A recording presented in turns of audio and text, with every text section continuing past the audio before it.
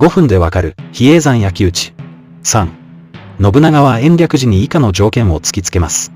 織田に味方してくれる場合は、自分の領国にある延暦寺領は全部還付する。織田に味方しない場合は、浅井朝倉にも味方せず中立の立場を取ってほしい。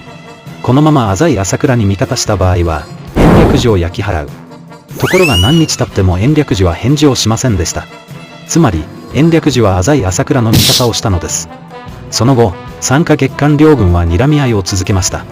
その間、信長は焦っていました。西には三好三人衆と本願寺、東には六角城帝という敵を抱えていたからです。いつ自分や京が彼らに攻撃されるかわかりません。早く終わらせたい信長は朝倉義景に対して一戦交えようと申し入れましたが、義景は返事をしませんでした。